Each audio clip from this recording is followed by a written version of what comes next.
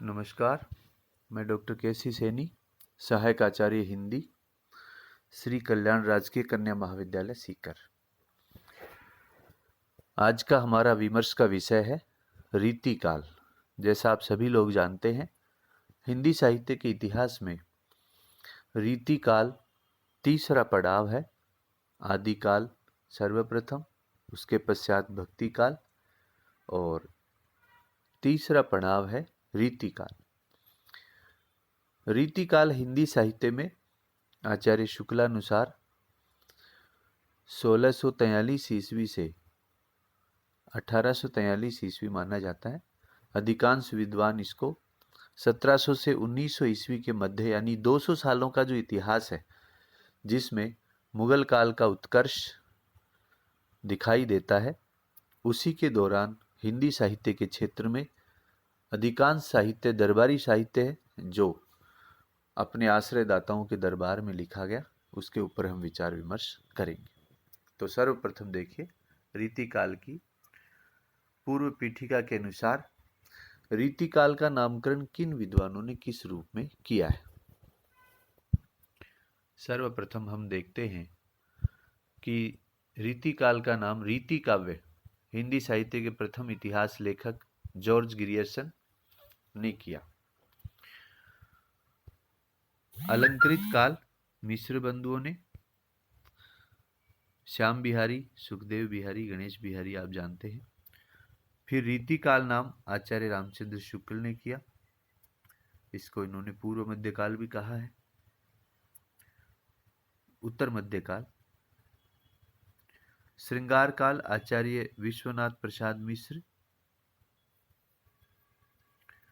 कला काल डॉक्टर रमाशंकर शुक्ल रसाल ने।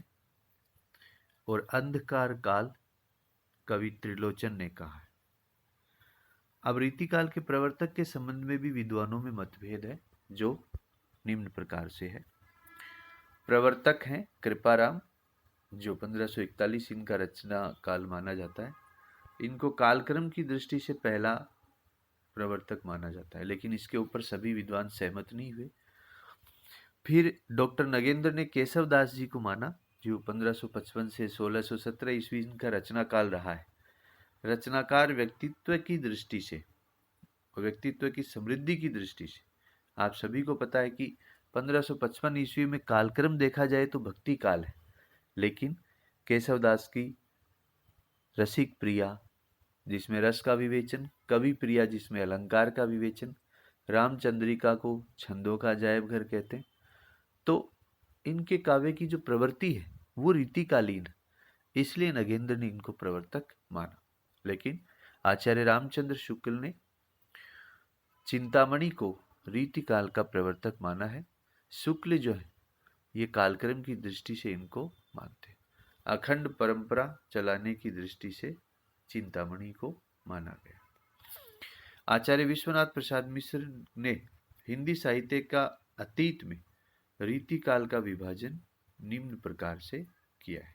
विश्वनाथ प्रसाद मिश्र का ग्रंथ है हिंदी साहित्य का अतीत। देखिए, रीतिकाल को इन्होंने श्रृंगार काल कहा है, आप ऊपर पढ़ चुके हैं। इन्होंने दो काव्य धाराएं मानी, एक तो रीतिबद्ध काव्य धारा जिसमें लक्षणबद्ध काव्य है और एक लक्ष्य मात्र काव्य है। दूसरी है रीति मुक्त या स्वच्छंद काव्य धारा। इसके दो उपभेद किए, रहस्योन्मुख काव्य और शुद्ध प्रेम काव्य। अब आचार्य विश्वनाथ प्रसाद मिश्र ने श्रृंगार काल को 3 भागों में बांटा। विश्वनाथ प्रसाद मिश्र ने पहला है रीतिबद्ध, जिसमें रचना लक्षणों और उदाहरणों से युक्त होती है। दूसरा है रीति सिद्ध, जिसमें रीति की बंधी परिपाटी के अनुकूल स्वतंत्र काव्य रचनाएं की जाती है।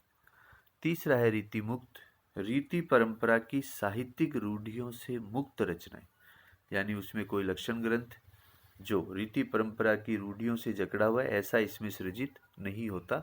ये एक मुक्त काव्यों के रूप में। आचार्य विश्वनाथ प्रसाद मिश्र के अनुसार जो रीति सिद्ध कवि हैं, वे ही डॉक्टर नगेंद्र के अनुसार रीतिबद्ध कवि हैं। रीतिकाल के कवियों का संक्षिप्त विवरण निम्न प्रकार से प्रस्तुत किया जा सकता है। देखिए, रीतिबद्ध कवि है, इसमें केशवदास, सेनापति, जसवंत सिंह, मतीराम, देव, भिखारी दास और पद्माकर हैं।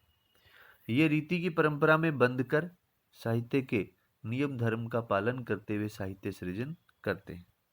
यह विभाजन विश्वनाथ प्रसाद मिश्र के अनुसार हम विवेचित कर रहे हैं। इन्होंने रीति सिद्ध कवि बिहारी लाल को माना। ये ना ही तो रीति में पूर्णतया बंध पाए और ना ही रीति से पूर्णतया मुक्त हो पाए, इसलिए इनको रीति सिद्ध कवि कहा जाता है। तीसरा जो भेद है वो रीति मुक्त कवि।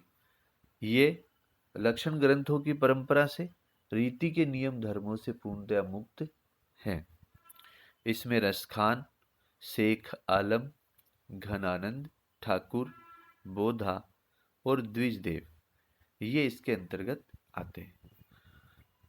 तो इस प्रकार हमने रीतिकालीन साहित्य के कवियों का 3 प्रकार से विभाजन किया। धन्यवाद।